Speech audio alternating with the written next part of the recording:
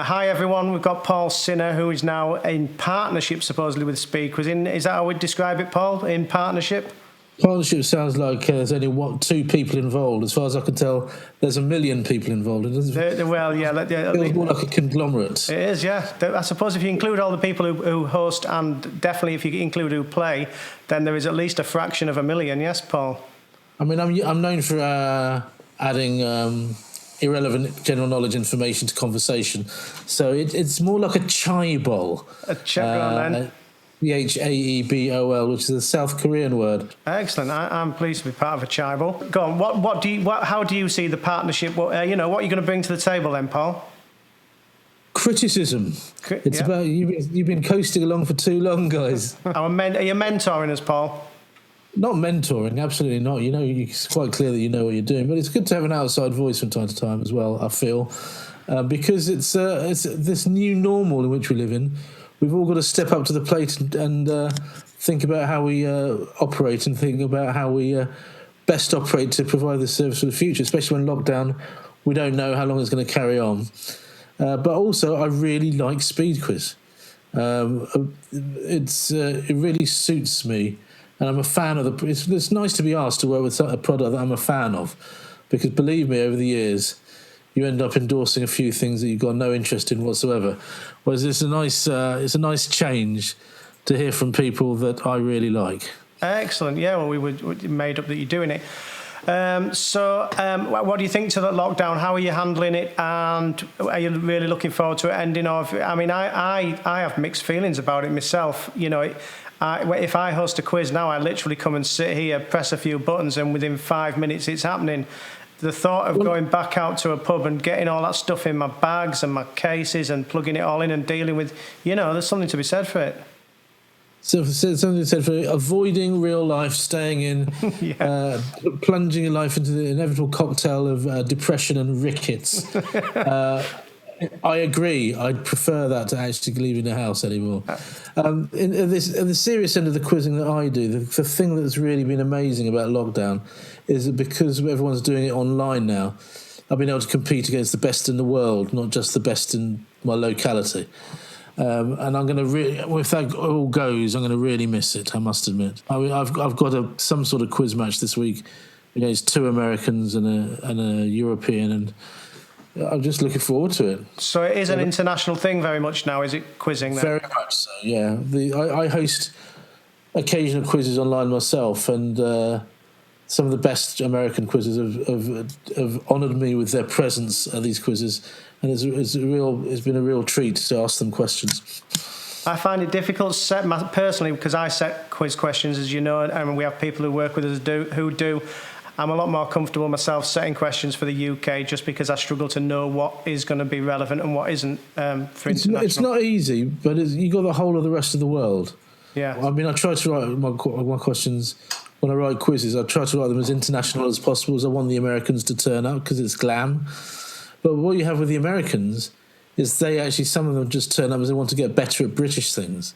So when you say, really sorry, the next question's about EastEnders, that's what they're waiting for. Really? They're actually waiting for the question on EastEnders, because the best quizzes want to get better at the culture of other countries.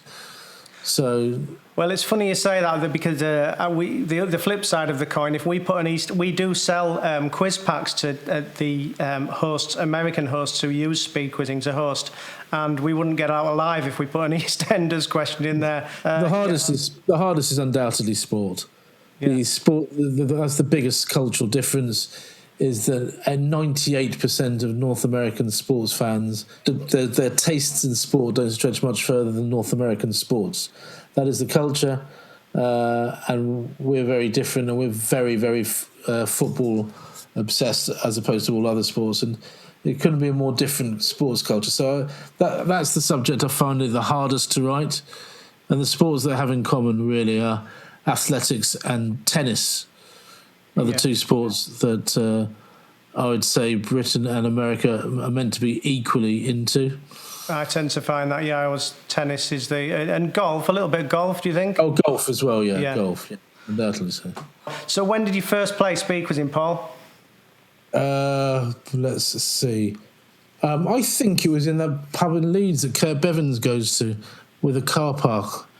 With a car park. That's very descriptive. Pub in York, even, not in Leeds. Pub in York, that Claire Bevins goes to on the outskirts of York. Oh, that will have been one of, that's just around the corner from my house, that. And it will have been Phil Quore hosting, I would have thought. I think it probably was, yeah. The second time we went, there was a fight. Or was it the first time we went? Yeah. That's actually Phil's next door neighbour. Anyone who's watching this who's into SpeedQuizzing, Phil is a big one of our business partners.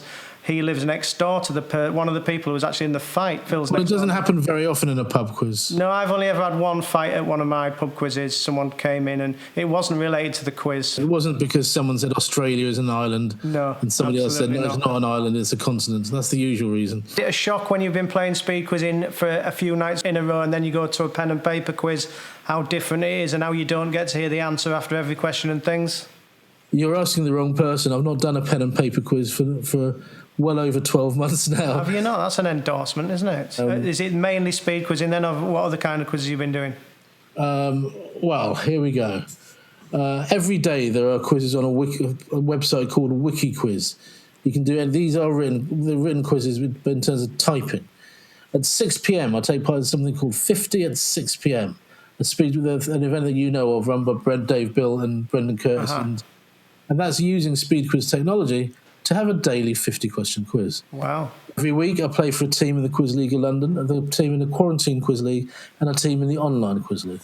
Every Wednesday evening I take part in an individual quiz that's organised by the Quarantine Quiz League and attended every week by Pat Gibson, one of the two greatest quizzes this country's ever seen. Once a week I take part in an international Mimir competition, which is a 4-person hand-to-hand combat between 4 quizzes who could be anywhere in the world. Mm-hmm. Once a week I take part in lowbrow Mimir, which is a domestic competition between people who like only lowbrow questions. Once a week I take part in Online Only Connect, which is a recreation of the game show Only Connect, but done online.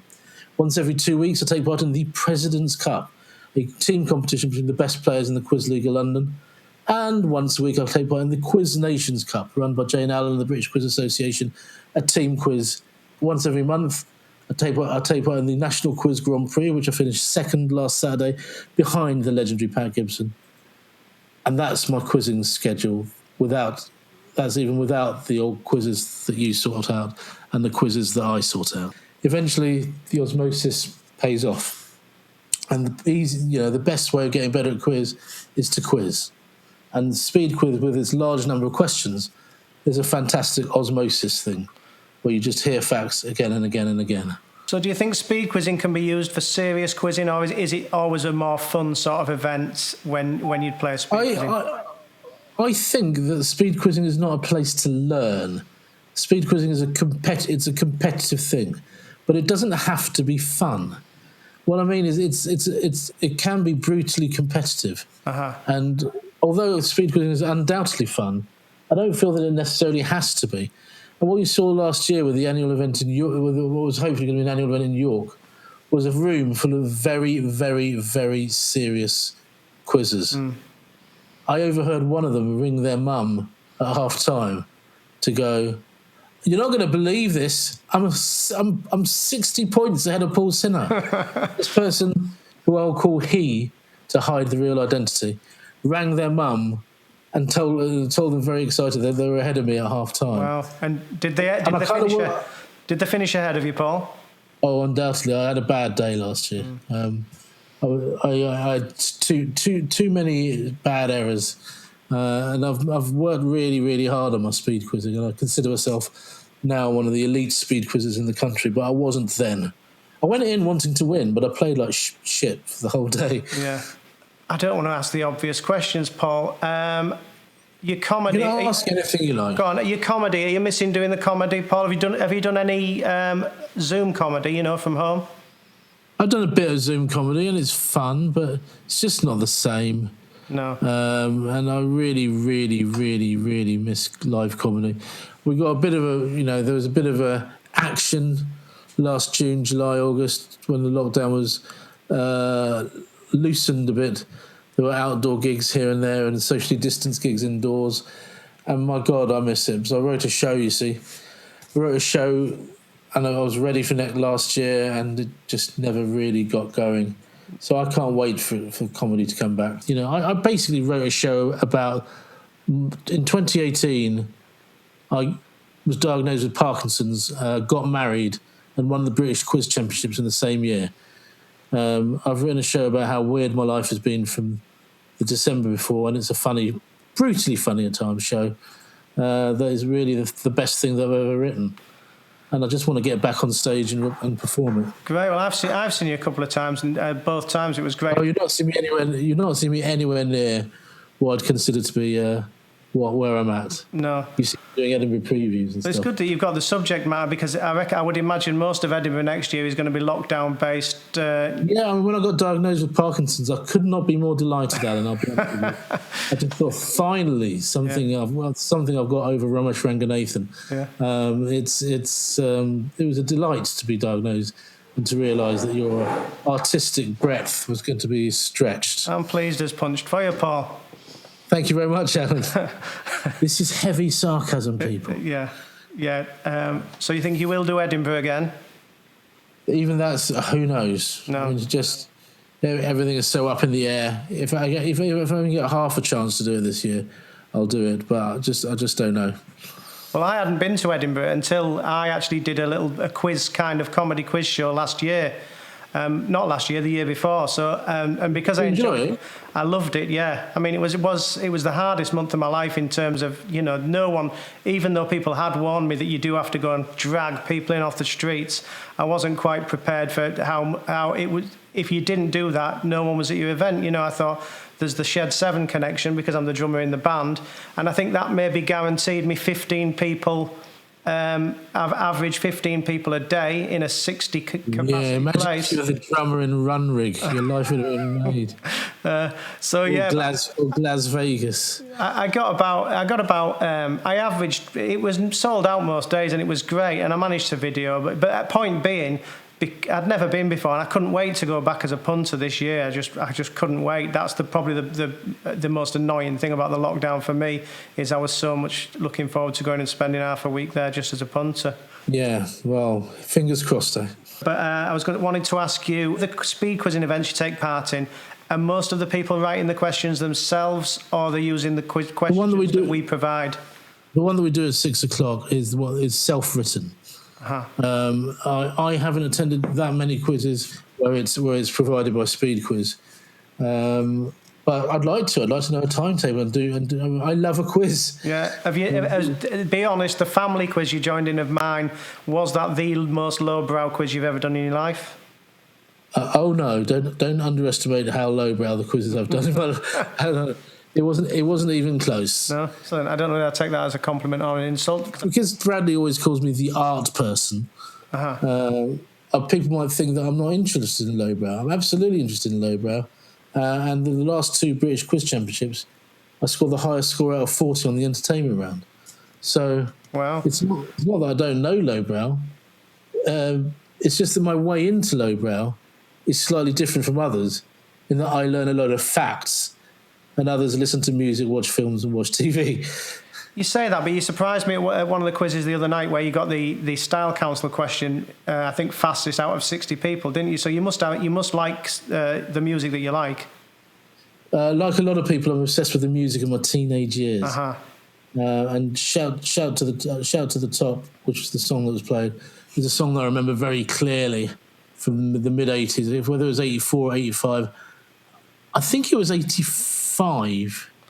I would have guessed slightly earlier. I'd have thought it was one of the earlier songs, but I might be wrong. I'd have guessed earlier. Now that's what I call Music 3, which was released in mid 1984, is by some margin the most accidentally brilliant chart compilation album of all time, containing, as it does, White Lines by Grandmaster Flash, Two Tribes by Frankie Goes to Hollywood, Small Town Boy by Bronski Beat, and I think possibly Shout to the Top. But it contains Nelson Mandela with a special AKA. There's all sorts of amazing tracks on. Now that's what I call Music 3. It was very much my sort of teenage album of choice. A bit like Alan Partridge and his love of the best of the Beatles. Yeah. My favourite 80s album is Now That's What I Call Music 3. I'm going to do a Paul Sinha now and launch into a fact about Shout to the Top. It's on the American version. I only noticed this the other day when we put it in the quiz. I noticed I'd accidentally played the American mix or edit or what you want to call it, and you notice it has only 50% as many snare drums in the main beat. On the English one, it goes ding ding ding ding ding ding ding, and on the American one, it seems to go or something like that. So there, you're not the only person who can fire random facts about whatever gets mentioned, so long as it's about the Style Council, Paul. I'm not the only one. I'm the only one of us two that can produce a fact that someone else would like to know. There you go. Are you not interested in that fact? I think the sphincters and something else you described it. Oh, we did have a sphincter question. That was an alright question, that, if I say so myself, wasn't it, Paul? It was a good question, yeah. I like that question. And it wasn't smutty in any way, was it? When you heard the word sphincter, you thought, here we go, but it was actually quite a good question. Luckily, you put the word I in. Yeah, there was I, wasn't there? And once you put the word I in, the question just fails to be smutty. Exactly. It just takes you to another place. I think we can wrap it up on the sphincter anecdote there, can't we, Paul? Yeah. If I've got one message, by the way, to people, stop cheating, because you then get nothing out of your experience other than a few quid here and there. Quizzing is way too precious a hobby for cheating to be of any benefit to anyone. So one thing we definitely agree on, me and Paul there. Thanks everyone for watching. Stop cheating. Stay sane. And we'll see you later, won't we, Paul? Absolutely. I really enjoyed that. Thank you. Good stuff.